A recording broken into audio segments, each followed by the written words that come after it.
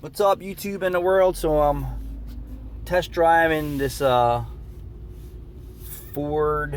Freestyle. I don't even know what year it is, and I don't even care. So anyway, the check engine light's on. The oil life light is down to 0. The washer fluid light's on. So April calls the customer to find out what his concerns are, and he says the engine light and the vehicle is shaking.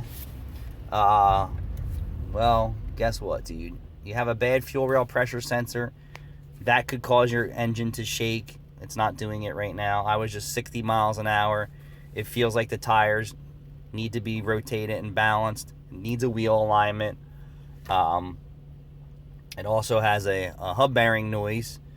And then he told April he's not worried about the oil change. We'll get to that later. But what are you going to do? Wait for the engine to seize up? Make any sense? No, it doesn't. This is just the feedback I got from April about his car. So that's why I went out for a road test to feel what's shaking. It's actually a pretty good shape for an older Freestyle. Freestyle? I think it's a Freestyle.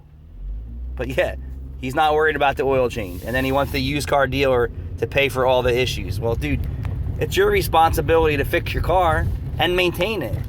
Wheel alignments are maintenance. Wheel balances are maintenance. Tire rotations, maintenance.